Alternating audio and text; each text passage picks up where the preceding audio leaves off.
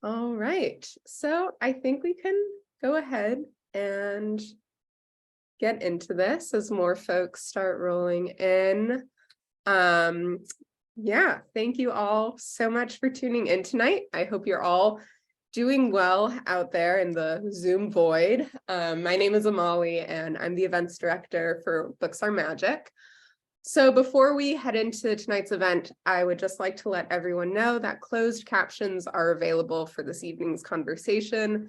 They might be on automatically, but in case they're not, you should see a CC button on your Zoom controls, either at the bottom control bar or by clicking more if you're on mobile or tablet to turn them on.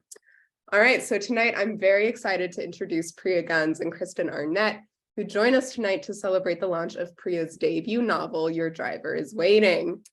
Woo!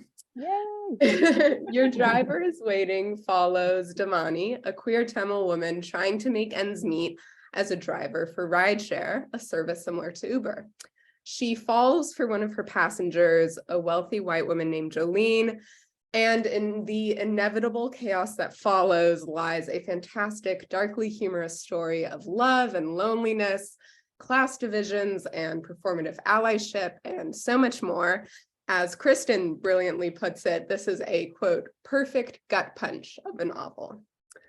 Priya Guns is an actor and writer previously published in short story anthologies, Galdem, Spring Magazine, and anonymously in The Guardian. She is a creative writing graduate from Kingston University. And of course, as I mentioned earlier, Kristen Arnett joins us in conversation tonight. Kristen is the queer author of With Teeth and the New York Times bestselling debut novel, Mostly Dead Things, which were both finalists for the Lambda Literary Award in fiction. Her work has appeared in the New York Times, The Cut, Oprah Magazine, Guernica, McSweeney's, The Guardian, and elsewhere. Now, just a few more quick housekeeping notes before you get started. First, there will be time for Priya to take a few of your questions at the end of tonight's event. So if you have questions at any point during the conversation, please use the Q&A button on your Zoom controls to submit them. If you post anything on social media for tonight's event, please feel free to tag us. We are at Books Are Magic BK, and we'd love to stay in touch. Finally, if you enjoyed tonight's event, we'd love if you could support these wonderful authors by purchasing their books. My colleague Aisha, I believe, will be putting a link where you can buy books in the chat. And just know we very much appreciate your purchase if you choose to make one.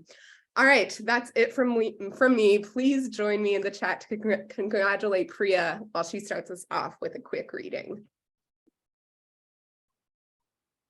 Thank you everyone for being here. I'm going to start by reading chapter 1. If you're going to be a driver, you'd better hide at least one weapon in your car, especially if you're a driver that looks like me. Not because I'm dashing or handsome, but because I am a woman, of course. I think it has something to do with tits, even though not all of us have them. I sort of do, but that's beside the point. I'd been driving for rideshare using Upper's old car, whose make I will not disclose. I had a switchblade in the glove compartment, which I normally kept in my back pocket, a tire iron under my seat, pepper spray by my door, and a pair of scissors under the mat by the pedals, taped down to avoid any sliding. In the trunk, there were 6 bottles of water, a bucket, a bottle of bleach, some rope, a baseball bat, a few rolls of paper towels, a can of antiperspirant, and another of spray paint, some condoms, tampons, pads, and diapers. As humans, we have an assortment of bodily fluids, and by then I tasted about 8 of them. In the bucket, and I didn't like keeping much in it, there was a roll of duct tape, because duct tape will do just about anything you want it to.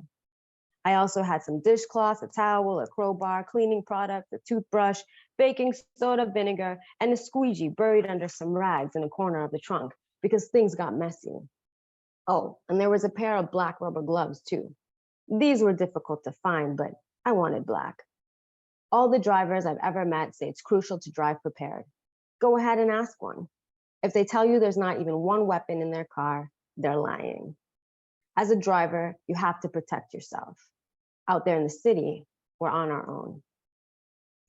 I am now going to read a chapter. It's chapter 44. I'm not going to give you any context. I had made Amma a full breakfast before I left home. Bombay toast, a fried egg, and some frozen strawberries I cut and mixed with sugar and chili pepper.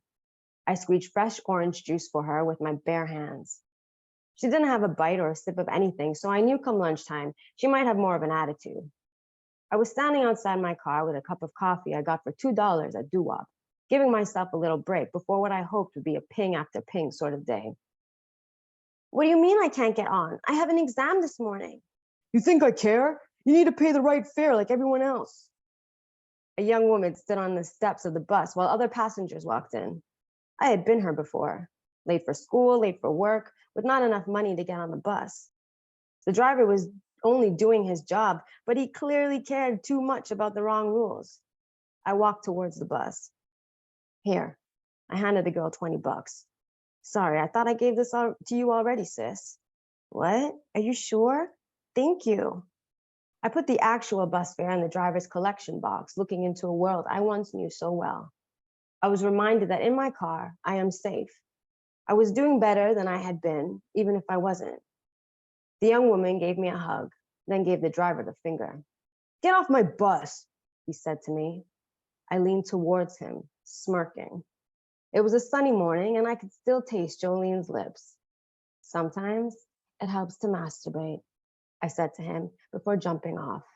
The transport company doesn't give a fuck about you. That's so great. I love, first of all, I always love starting with a reading at like a book event, but you're a delightful dynamic reader. So it's like Thank you. Genuine pleasure to hear you read. I used to teach and then I did supply teaching. So I was in a lot of primary school classes and I just love reading to kids. Yeah. And it would be this whole performance. I have a scar on my hand from pretending to be a bear. Seriously. That's amazing. I say all the time, because I used to do story time at public libraries, the hardest audience is absolutely kids, like absolutely, like they're the hardest to do. So you're a beautiful reader. That was Thank you. They know if you're not feeling it. They really do. I think this is like a perfect way to start off too, because this is like you really get like such a slice of like how this book feels, like the vibe and the energy of this book. It's such a very specific, like very, I mean, pun intended, like driven kind of narrative. I'd love if we could, I think a nice way to start off would maybe be if you wouldn't mind talking about how this originated, like how this project started for you, what you saw it as, like your immediate process for getting into like what this book would become and what that looked like. Okay, so there's like a really long story that starts like when I was 7. But I'll just shorten it down for the sake of, I mean, for the amount of time we have. So in 2020, by that point, I had written 2 manuscripts. 2 novels, and I had an agent at the time. It just wasn't going anywhere. I'd written a novella in like 2 weeks during the pandemic when, you know, everything was starting and we didn't know what was going on. And I guess I was really angry and really hurt that after so many years of writing, I had done a master's in creative writing. I felt so desperate, like, what do I do now? There was that, I guess it was rage. But on top of that, I have been upset and angry from being poor, from growing up in the circumstances I grew up in, and like so many of us have. So that all kind of is inside of me. And then in 2020, of course, we're dealing with the pandemic. We were dealing with the murder of George Floyd and more people talking about issues of race and issues of class. Yeah. So I was at a particular point wondering, like, what can I do? What can we do? And what does that mean for me as an artist, as a writer? What is my responsibility? What is my role? I'm pissed off. I'm trying to write. For me, what I had written before, the first manuscript was about Tamil women. The second was about migrant workers in Lebanon. I felt like I'm trying to do something and nothing's coming of it. So a part of me was like, this is taking a while. No, it's good. I love it. I love it. Yeah. I wanted to have fun. And I'm like, maybe I should write a thriller. Thinking about the beats of a thriller. I wanted to write about obsession. I wanted to write about 2 women. I wanted it to be funny because I wanted to sit at my laptop and instead of just like crying, laugh a little. Yeah. But at the same time, I was thinking about how can this be political? How can what I have in my mind speak to a moment? And I was thinking particularly about Frantz Fanon's Black Skin, White Mask. He has two chapters, one about the woman of color and the white man, and another about the man of color and the white woman. And I thought, okay, what would another chapter be from a queer perspective, or what would he have written if it was about a woman of color and a white woman? Yeah. And thinking about all of this, I was like, okay, how would that look translated through fiction? Anyways, I started querying one of my manuscripts again, and I was contacted by my now UK publisher, and they were like, hey, let's have a conversation, let's chat. And we workshopped, we were in a workshop and bouncing ideas off of each other. And I had shared, some of my interest in film and my favorite films and whatnot. And we got to talking about Taxi Driver. Yeah. And then it was like, whoa, this makes so much sense right now. And so I thought about Travis Bickle and who Travis Bickle would be today. So Travis Bickle is the protagonist of the film Taxi Driver. Right. Who would Travis Bickle be today? And of course, he would not be, I mean, if I were to create a character, there's no way that they would be the same. There would be parallels, but of course there's going to be huge differences. Yeah. So yeah, that's how it started. Yeah. I mean, I think that isn't it always, it's like it makes a lot of sense that like, so this book came from so many places for you, and like different feelings and different like, things like rage or things like frustration, but also like an idea of like, I want to make something, but what do I want it to look like? And what do I want it to hold inside of it? Like, that's always like, a book's a big thing. A book holds like so much. I mean, this is a book too. I mean, you bringing up Taxi Driver, I think is like a great kind of segue into like, I mean, you're also an actor. You're a person. I'm trying.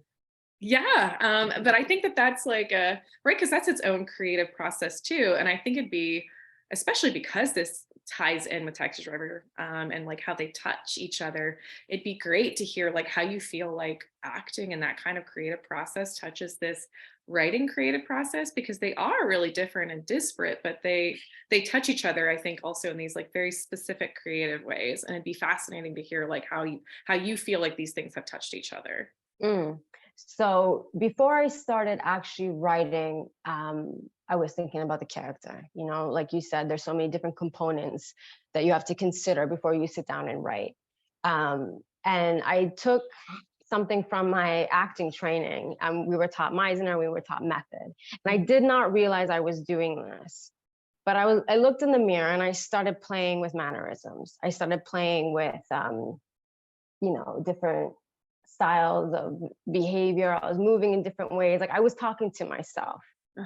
And I realized, I mean, I was doing the things that Dominique would do. I was dressing more like her. I was lifting like her. I was talking to people like her. I was writing emails like her. And it wasn't until I finished the book where one of my editors, Bobby, they were like, yeah, so that was some intense method writing going on. And I was like, oh, you think so?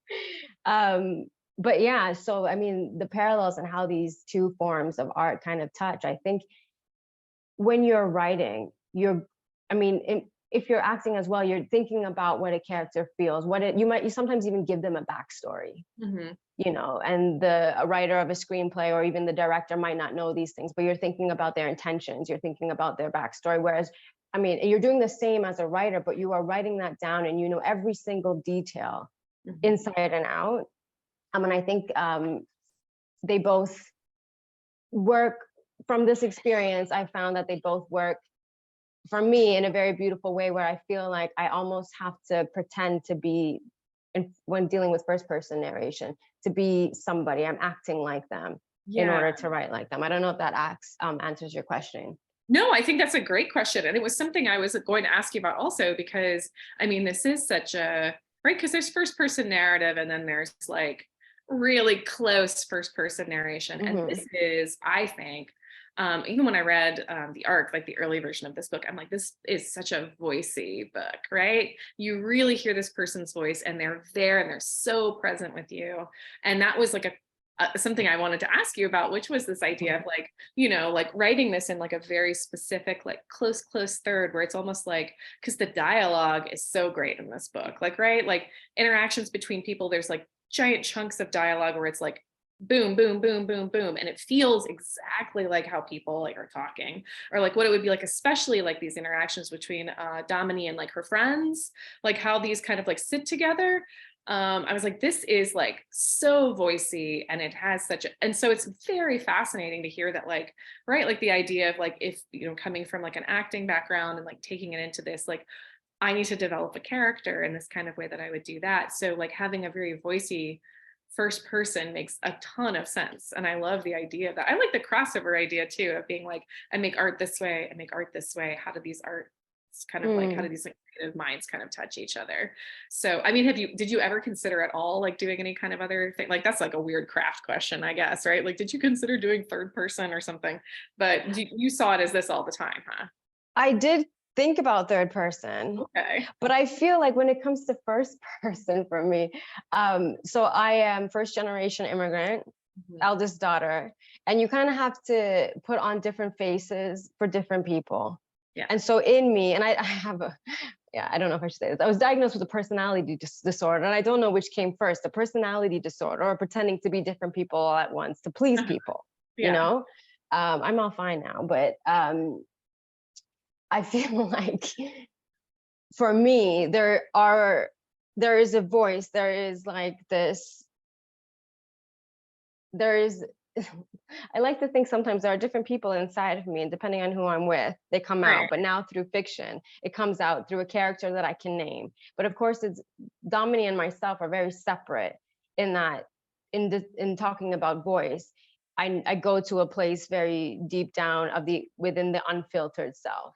And then finding out more about the character comes through all these other ways. But did you ask me something else? No, I It's think that, 16 in the morning. I'm struggling. no, I know. Bless you, because that is like it is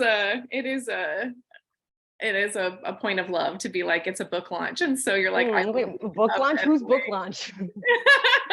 What's happening? I think a good question to ask too, because this is maybe another kind of point of practice, because so much of like writing and making work is like part of practice, and it is like it's a book about rideshare, like Uber kind of situational driving.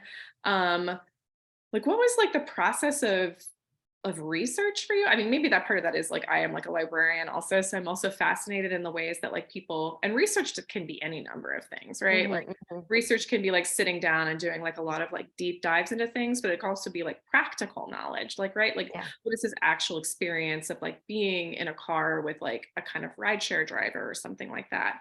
And it is a book that incorporates like, this is the job that sits inside of this. This is like the day-to-day activity of Domini. Like, we are watching them like be inside of this profession. And so I was really interested in like, if there was some kind of practical purpose research for how you did this, or how you went about like thinking about like this person's like particular like day job, or like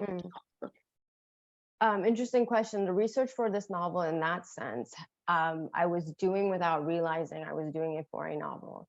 So my partner was a cab driver, like more than 10 years ago, and he comes from a family of cabbies. So every time we're over with the family, they're talking about issues of, you know, what it's like being a cab driver, since apps starting coming in, how that changes, because it's very different. And so every time we get in a car, and every time I got into a car, the first thing I want to know is what's it like? You know, if it's a yellow cab, or if it's a yellow cab, you know, how has Uber changed your circumstances? Just naturally being interested in that. So that's like, it was about 7 years of doing that actively. Wow. And so that's why, you know, being in the workshop with my UK publishers, when we were talking about Taxi Driver, it was like, oh my God, yes, like I understand parts of this character that I didn't realize that I would ever use all of that information in this way. And also knowing the different issues that drivers go through, it just made it like, it made sense to me. Yes, like I have something else to add to this conversation, in terms of the very real situations that drivers are going through dealing or working for these giant corporations, and then how it's like for a yellow cab driver because of A, B, and C. Yeah. I mean, that is fascinating too. It's like, I guess it's like when like making art, like so much of it is like, we're not like maybe sometimes doing research in this place where we're thinking about doing research. It's like the things that interest us. Or the And stuff. then after that, actually, I was all over Reddit, like a little spy, Yeah. in all these different driver groups. And then, you know, when I was in cars while I was writing, it was that much more like, oh, tell me everything. So, I love that, because I also think too, right? Because there's a private language that's spoken inside of like whatever kind of community that is. So like between like rideshare drivers or taxi drivers, there's like, right, there's like shared language that's like not something that like people who don't do those things would have access to. So kind of like creeping inside of a space like that, I think is that, I mean, right? Because like a shared language is always like really fascinating. I love that. I like the idea of like how you would like, right, like slip into a Reddit forum and see like how people, or like talk hey, about like what's going on. yeah, like or how people talk about people that they've driven around or something like that. Yeah. After I finished writing the novel, I decided to volunteer for a drivers union. And that was an interesting experience in that, you know, I had done the research, I did my whole Reddit thing, I finished the novel, and then I'm actually, you know, working with drivers and then hearing what they have to say, hearing all these things. It was just like, oh my God, tick, tick, tick, tick, tick. This all feels really good. Yeah. Yeah, I love that. I love it. I mean, I think that's like the most like exciting way to think about like how we make work that's like touching on different stuff that we're interested in or that we want to know more about, is like different ways to ask questions, first of all, because I think asking questions is how we learn anything. Exactly. Yeah, it's very cool. Another thing I want to ask about too, I mean, this is a book that's also talking about, right, like protesting and also like group and community organization. And I think it's a book that is very interesting and shows very intensely how like different organizational spaces are actually tackling things that are happening in the world. Like, right, like there's like the way that like that Dominique shows up to like Jolene's like event that is like obviously this very specifically like very white cis like privileged like strange event where it's like things where it's like we have a water and like 10 cents of this goes to like school lunches or something, versus like what kind of like community organization stuff happens at Doo-Wop, which is like a shared community space that's like, you know, not white. And I'd love to hear you talk about like your thought processes for writing these like kind of spaces, because I was like reading it, I was like, oh my God, yeah, like there's like so many spaces that are like exactly like this that we encounter like all the time in spaces all the time. And what it was like writing about those, but also like how your thought processes and going into crafting those kinds of things. Okay, so like it even starts in grade school when we're told, yes, you got to recycle. Yeah. Okay, are we not talking about the system, like systems of capitalism and what has caused the climate crisis? Okay, let me try to remember your question. So I was thinking, like, I mean, like I said, I was planning the novel in 2020, and for myself, I have gone to protests, I have gone to demonstrations, and I think it's fair to say that a lot of people who have done so or who have not have thought about why it is they would go or why it is they wouldn't go. Right. And I think going to protests and going to demonstrations and whatnot, I think you'll be dealing with a flux of emotions in the sense of, does my body matter right now here? Does my sign matter? You feel hopeful, you feel maybe a bit drained and tired and whatnot, especially if you're from a group or you're feeling the oppression and the marginalization of that particular cause or group that is fighting for something, or asking for some change. And then of course there are community. I mean, I'm in favor of communities coming together, community activism and organization. And I like the idea of reimagining possibilities, reimagining what our society could look like. And I think in order for us to have the space to do that freely, we have to come together within our communities. And this is outside of just our identity, but people just, you know, who live around us and whatnot. So it was important to me to, one, show the protest, what was going on in the city. I think it would have been impossible to write about the city and not include the protests. I think Yeah. I mean, where there are people who are angry, there are people who are upset, and there are people who are trying to make a difference. And of course, what that means for the people who are trying is very different amongst each other. So yeah, it was important to include doo-wop because I wanted to show a possibility. I wanted to show what could be, what exists right now, but I wanted this to look like on a grand scheme. If I were to design like the perfect, a little, I don't know, a little crumb of society that could look so fucking beautiful, what would that look like? Who would be there? And so doo-wop had to exist in that sense. And I feel like, I like to think that there is a contrast, but in these places, I hope that people while reading would wonder, you know, where am I? Am I here in this fundraiser?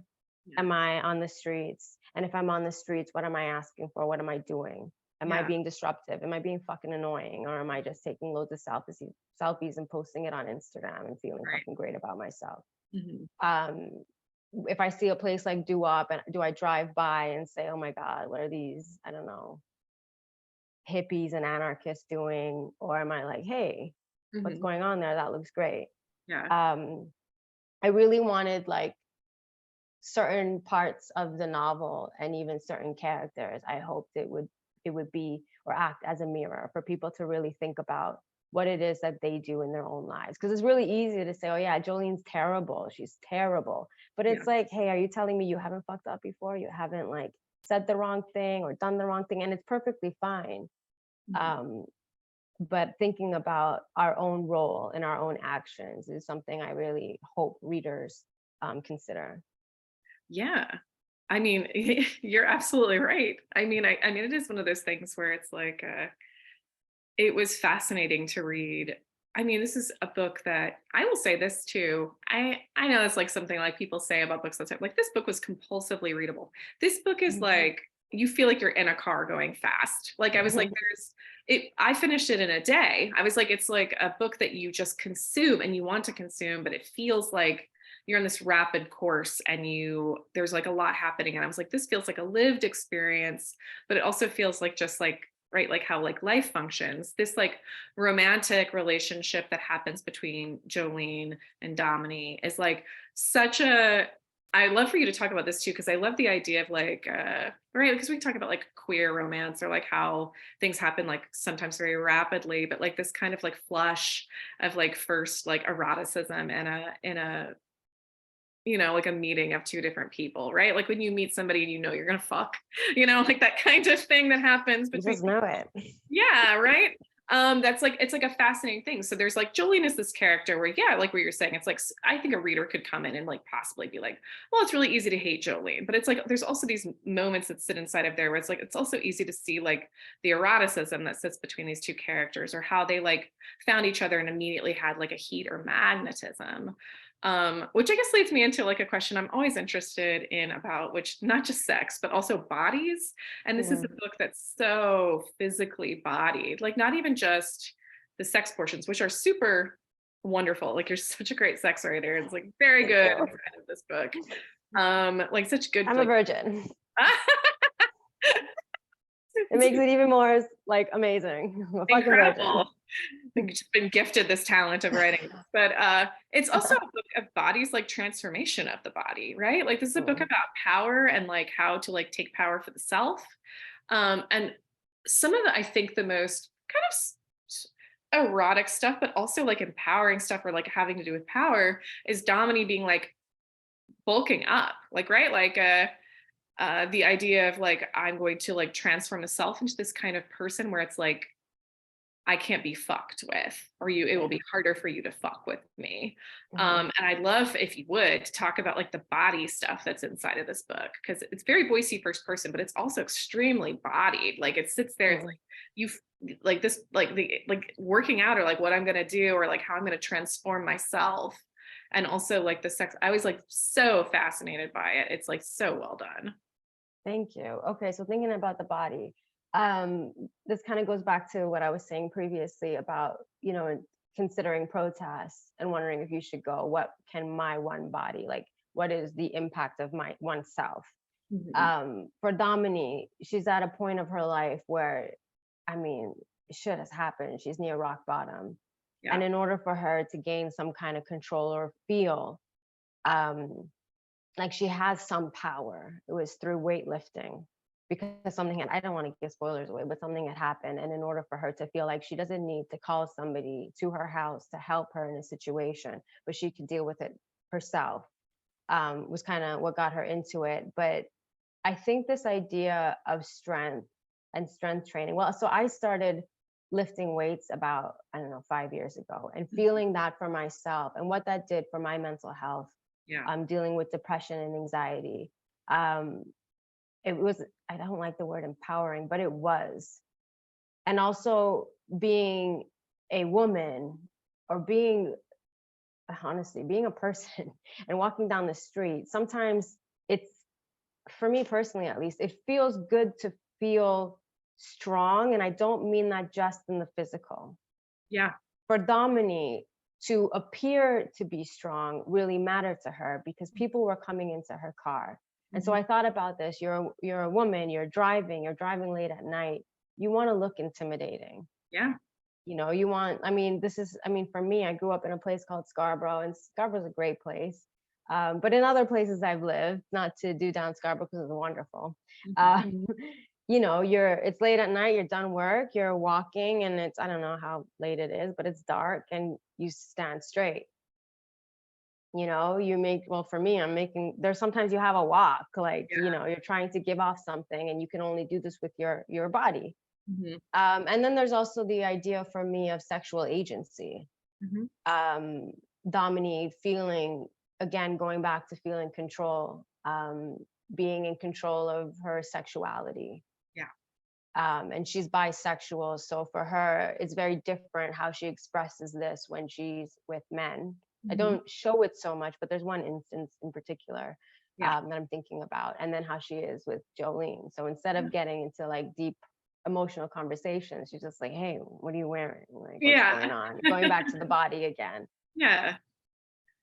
No, I think that that's so fascinating, and this is a character who's a bisexual character, and that does play into like its stuff. It's, again, like, I think it's smart to be like judicious about, like I don't want to spoil it for people, but it is like a thing where it's like, it's very, I think about that in terms a lot of times of like, of queerness, of like, right, like moments of being in a space where it's like, I need to present more butch right now. I want to present in a space of power, and how you do that is so often like how the body presents, right? Or how your voice is, like, right, like, how am I speaking right now? How am I walking? Like, are my shoulders back? Do I feel tall right now? Do I feel like I'm in like a space, especially like who's with us, right? Like, are we with other people that like we feel like maybe we need to protect? And I think that's maybe a good segue into talking, because this is a book that deals a lot with family also, and in many different kinds of ways, because it's family inside of this like community, right? Like inside of doo-wop, and friendships, like years long friendships of people that are like, that are family, but also family, right? Like family inside of Domini's household, also like, like death inside of a family, and grief, and how those sit together.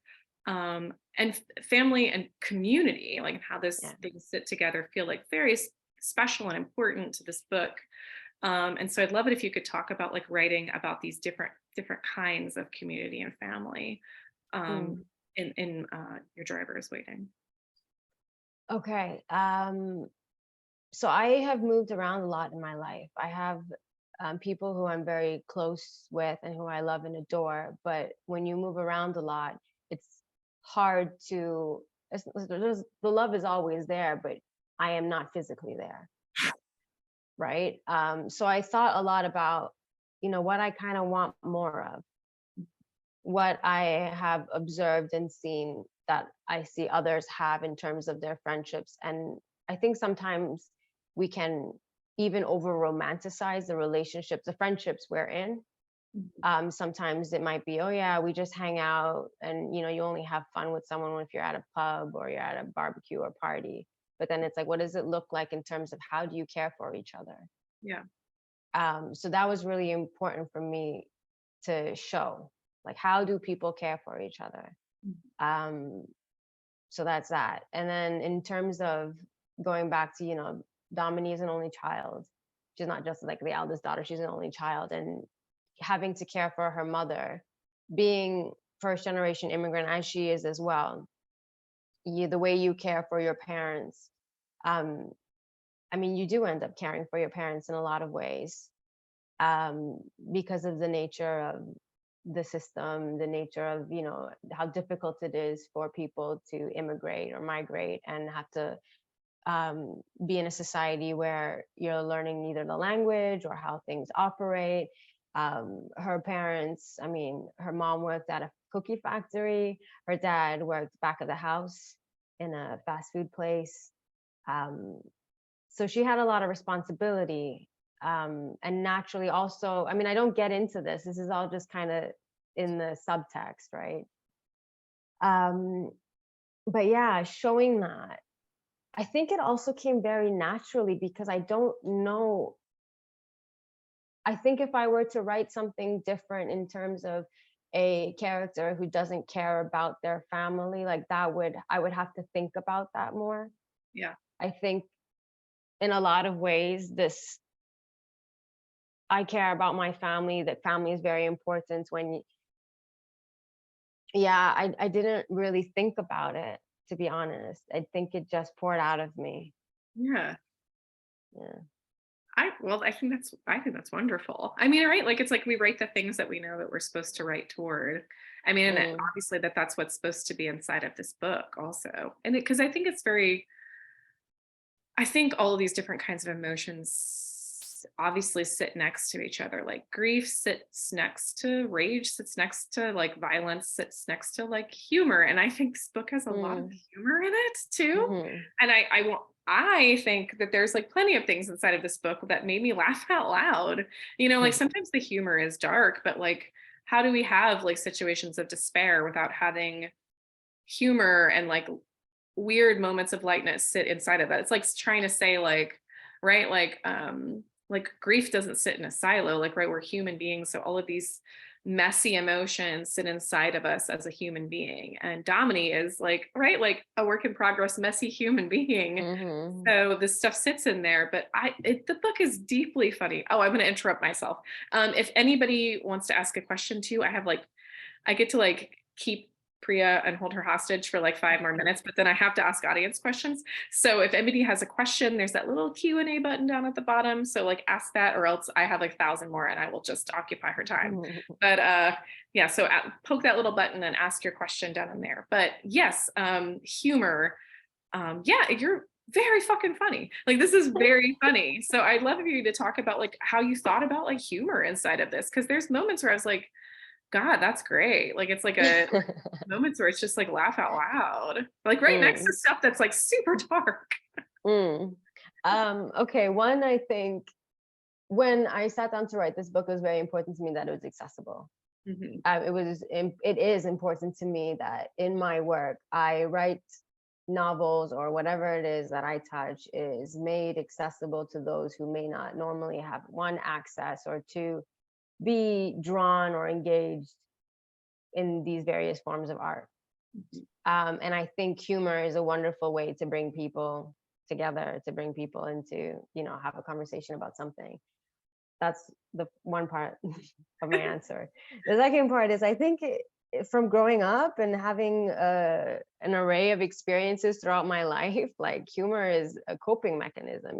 It's sometimes also, if you think about what's going on in the world right now, like it's so sad, it's so unbelievable, and it's fucking funny. It's like, how is this happening? How is this our world right now? How are people how are they not taking things seriously, and then how are they taking certain, like, I just don't get it. And it's funny. It's sad, but it's funny, and I like finding that space. And sometimes it makes for very awkward moments, but I really like that space. I think the awkward stuff, I'm a person who's like, how many ways can we think about this in terms of like what could make it funny, right? Like turning the dial. I think about it kind of like it's like maybe a wheel, and it's like this way is really serious, and if you turn it like a little bit one way, then it becomes like very funny. If you turn it the other way, and then it becomes like really dark or horror or something. Like it's Turn so it a bit more and Twitter's gonna hate you. yeah, exactly. Seriously. But I do think it's thing. I know I need to like ask audience questions, but I do want to ask like one more question myself before I do audience stuff. Please. And I have seen some things like in reviews and interviews with you about this particular project where people ask you about like writing satire and like how Mm. you feel or about caricature, like right. Mhm. And I wanted to get like your take on it because I don't know I necessarily read this as a book that was satirical, and I wanted to know how you feel about that. So someone had asked me a question. They asked me like, how did you write a satire? What did you think about? And it was funny because I remember the first time my novel was described as a satire. I started laughing. I was like, fuck, I wrote a satire? Like, I love satires. Right. Wow. I didn't think about it as a satire. I thought of it as reality. Like, this is what's going on. And in terms of, like, it was very important to me that I didn't write my characters as a caricature of a trope or whatnot. In fact, I tried really hard to subvert tropes and flip them and play with them. Um, but yeah, in one way, I'm not mad when people say it's a satire. I'm kind of like, okay, that's fine, because I do enjoy a great satire, and I'm like, oh, Sure. I did that. But the other side to this is, I do think this is very much based on real shit. Like, this is our world today. Yeah. Yeah. I mean, I guess I think I was excited to ask you that question because I was like, I just, it feels like very realistic stuff. I don't think it's an exaggeration. I No. don't think so. Yeah. Okay, so now I know I have to ask you the audience questions. So I know we have a few over here. So I'm going to go ahead and pull them up. And our first one we have is, please ask Priya who her favorite authors are. Anybody she reads for absurdist humor. Hmm. I don't think I read anyone in particular. I mean, in regards to absurdist humor, I like just absurdism in general. Yeah. Albert Camus. I've been really drawn to his work, but just absurdism in life as an existentialist. Yeah. Who are my favorite authors? I love Mina Kandasamy. When I read Mina, I have to put the book down and just write something. I'm so inspired and feel compelled to write. There's an Indonesian writer who has been translated, Eka Kurniawan. I really enjoy his work too. It's very magical, it's surreal. It's also very funny and dark. Who else would I say? I feel like the answer to this question, it always changes. I haven't been reading as much fiction as reading fiction for me, I did a lot growing up. And then in my teens, I stopped, especially when I started working. When I started working, I wasn't reading fiction, I was reading self-help Yeah. and philosophy. But I started reading fiction, to be honest, maybe when I was 27. But yeah, so my favorite fiction authors, they change a lot. I really do like Herman Hesse. Mhm. And if you read the novel, there's a little, I guess I play a little homage to him, but maybe not in the best way. I like reading, I have been reading more theory and trying to understand theory. I'm really inspired by Ambalavan Stephen Nundan, James Baldwin the essays that he's written plus his fiction. Yeah, it's always changing. It's always Yeah. changing. I mean, I think that's good, right? Mm. It would be so boring. Like life and art would be so boring if we like had the same answers all the time for the creative stuff we were engaged in. So I think that's a great answer. This is a good one. What parts of Taxi Driver did you seek to build off of and keep, and what parts did you seek to redefine or flip inside out, and why? Ooh, nice question. I really like the beats. I liked how we got to know Travis. I liked how we slowly saw the unraveling of his mind. I liked the pacing. I wanted to flip his character. I wanted to flip, I mean, it was written at a particular time within our capitalist system. So it was more of like a translation and an inspiration. Yeah, like I would look at, I mean, I watched the film so many times and I would look at images of Travis doing different things. And I'm just like, oh, you know, imagining Dominique doing something similar. Right. I don't know if this person has read the book, but I would like to know later on from readers where they feel there are similarities, because there are some similarities, but it's also completely different. Yeah, absolutely. Absolutely. I mean, I feel like they're right. Like, it's like there's always like there's like parallels or touchstones, but it's like very different. It's like very Yeah. disparate in Yeah. terms of what it's trying to do. This is a question that is asking, what are you working on now?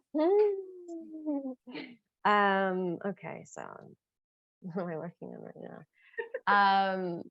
I am working on novel number 2. Yeah. Yeah, I'm not going to say any more on that. I was working on a screenplay. I put it in the drawer for a bit. I've been drawing a lot of birds recently. But yeah. That's great though. I mean, I love that was one of the question I had. So thank you, audience member, for asking that question, because I was interested. I mean, I love this book so much. I think it'd be wonderful to see what you have next coming out. This person is asking, will you continue to write thrillers? I don't know if Your Driver is Waiting is a thriller. Yeah, I think that's an interesting take. Like, it's an interesting question about that. Yeah. I'd like to think it's thrilling. Yeah. I don't know if it's a thriller, but I did think about thrillers before writing, as I said. Yeah. So maybe that's why this person has asked. So great listening. Yeah. I'm thinking about my second novel. It is not a thriller, but it will definitely be thrilling. I think that's a great answer. I'm sure that it will be. Okay, so this question says, what characters did you have fun with when you were adding them to the book, and why? So I love Mrs. P. Mm-hmm. I love Mrs. P so much. She was a lot of fun. There is, I'm going to give a spoiler away if I say this, but there is a character that I added towards the end by accident in relation to Mrs. P. Mm-hmm. And it is a complete nod, and I pay homage to Travis Bickle, the character. That was really fun because that happened by accident. I was like, wait a minute. First, it went one way, and then I was like, wait a minute. And I did the math to see how old Travis Bickle would be. So that was fun. It was really difficult to write Jolene. My editors were wonderful in helping me with that as well. Sharif, I have fallen in, like, I just love Sharif. Stephanie and Tony as well. But Sharif is very special to me, and understanding him, in many ways, I understood a lot of people and understood myself in terms of, his politics and whatnot. Yeah. Yeah. Yeah. I mean, I think it's a book full of like really interesting and fascinating characters. Wow, you're getting like a lot of questions. Okay. Woo! That's great. Okay, so this person is asking, do you have recommendations of other books to read for a fan of your book? Also, I have to say, the way you arch your eyebrow is very impressive.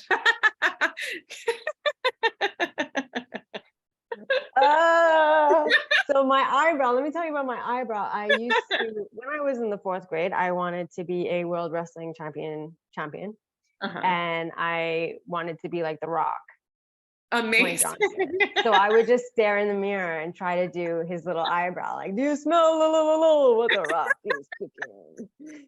And now I can't stop. Like, it's just like, it has a mind of its own. Anyways, what was their question? If somebody's a fan of this book of yours, what would you recommend that they read? My Sister, The Serial Killer. Oh, that's a great book. It's so good. All of This Could Be Different. Oh yeah, by Sarah Sanga Matthews, which I'm reading right now and I'm really enjoying. What else? Such a Fun Age. Yes, those are all really great books. And I would agree. I would say that they're totally in keeping with like the mood and like the energy that Mm. your book is too. So those are, and I'm sure that you can get them all from our sponsor tonight, book at Books Are Magic. So, okay, what advice would you give for new writers? um, do everything. I mean, it depends. If you're trying to be published, I would say, and you write every day and you want to be published, do everything you can to get a first draft out of you. It's going to be garbage. It is going to read like trash, but do it. And then take a break and go back to it. It's better to have something that you can play with than have nothing at all. Yeah. And for me, what really helped in getting, a first draft done, especially if you are working full time, um, it helps to have a schedule. Like I became very militant with my writing. When I started writing my previous manuscripts, I was teaching, and it was just like, okay, bam, on this day, this is how many hours I'm dedicating to this. And, leave the phone, put your phone away, tell people I am writing, I am working on a novel. They are going to laugh at you and think, okay, this is kind of weird, but it makes it, I mean, you solidify that time because it's very sacred. Right. But then also maybe if you're depending on, I don't know, sometimes it's good not to tell anybody and just do it. Yeah. I mean, I completely agree. I completely agree with what you're saying. I think the hardest thing for a new writer, quite honestly, a lot of the time is getting that first draft, that Yeah. very first draft out, because you don't trust yourself. And if you read it or you sit with it too long, you talk yourself out of it. And you don't want to like talk yourself out of it. Like let Exactly. yourself, yeah, make it. Another thing I want to add is I feel like for me, I felt this way, and I know a lot of other writers do. After you've written something, I think some writers are afraid to share it with a friend or share it with someone. One, because they think someone's going to steal your idea, Yeah. or you've written something. Of course, that's you've poured so much of yourself onto that page. You feel very vulnerable. It's normal. But definitely have someone else read it and prepare to hear. I mean, give it to someone who preferably doesn't know you. And you can find groups like on Goodreads and whatnot, beta readers. I'm prepared to read things that you're not going to agree with, but make it work for you, whatever your notes are. Yeah. I think that's great advice too. This is very good advice. It's Thank you. very helpful for new writers. The beginning of the book reads, or at least your oration of it, like performance art. Is there a possibility of another platform for this novel? So I'm guessing they're asking, like, do you see this as a feature? Do you see this as like could it be a play? Could it be in some kind of media, different media? While I was writing it in my mind, it was a movie. I thought, like, even now, I don't really call them chapters, they are scenes. Mm. So yeah. I I think mean, that's great. I Yeah. have no control over really whether that happens or not, but I would like that because it's just in here. It's a film. Yeah, I mean, I definitely agree. It falls on the table. I said it. It's very cinematic. Like when you Mm, read this book, you're like, yes, you see it as that. So I definitely mm. can see that. Okay, this person coming from a first generation immigrant family, it was great reading something where you could hear a similar voice and struggles. Thanks for giving us something we can relate to with struggles, parents, and building family around a community. Thank you. Just a nice, Okay. just a nice Mm, thing. That's nice. mm. Um, and then let's see. I know we're running out of time. Oh, this is a nice long question. Let me just see. Uh, Long question, more coffee. yes. Oh, this person is asking if you're going to attend and read at the Festival of Writers in the fall, but also saying congratulations. I don't know what that is. Yeah, Invite me. yeah, Send me there we an invite. go. And the last question, I was saving it for last because I like it so much, and they asked it again even because I think it's a great question, is what is your driver waiting for? Oh, the first time I've been asked for this. Okay, so my driver, if we're talking about Domini, is done waiting. Mhm. My drivers, the cases that I'm dealing with at this union are waiting for me to finish writing letters to Uber. I think ultimately, I mean, extending this outside of just drivers, I think it's fair to say that we are all waiting for change. I'd like to think that, I mean, I know the drivers that I surround myself with and work with are waiting for a revolution, are waiting for some real fucking answers, some justice, a change of the system entirely. I mean, let's redistribute some wealth, let's redistribute some power, and let's change the fucking world if we can. One driver at a time, one reader at a time, one person at a time. I think we're all very able, if we are willing, to reimagine a future that is unwritten, that works in favor for the majority, you know? And I mean, I sound very optimistic right now. I'm gonna close my laptop and be like, fuck, man, like everything is shit. But I think we have to come together and have conversations and talk about what it, like, I mean, we know what we're waiting for. We're tired. We're all tired. I think you especially, because it's like 3 in the morning where you are. It's like 4 now, 5 to Yeah. 4. Oh wow. I think that's I actually think that's a really great note to end on. Thank you so much for letting me be in conversation with you about this beautiful, amazing book. I'm gonna plug it again. I know you guys are too, but like you can order it from Books Are Magic. They have a link here. It's wonderful. It's a book that you're definitely not going to regret reading. I too think it should be a movie. But I am so appreciative for you letting me be in conversation with you about this. So thank you so much. thank you for letting me share time with you. Thank you, thank you, thank you. Yeah, thank you, Priya and Kristen, for being with us this evening / very early morning to celebrate this fantastic debut. My coworker Aisha has just put that link in the chat for where you can buy Your Driver Is Waiting. I mean, these two really said it all. It's a fantastic novel, so I can't recommend it enough. We're just going to leave that link up for a couple more seconds, so click it now before it goes away. And otherwise, thank you all so much for spending your evening with us and for asking such wonderful questions. Priya, I hope once the caffeine wears off, you can get a good night's rest. Congrats again, and just one more thank you to both of you for having this wonderful conversation with us tonight. Thank you so much, and thank you everyone for being here. I appreciate it. Yeah. All right, have a good one. Bye. Bye.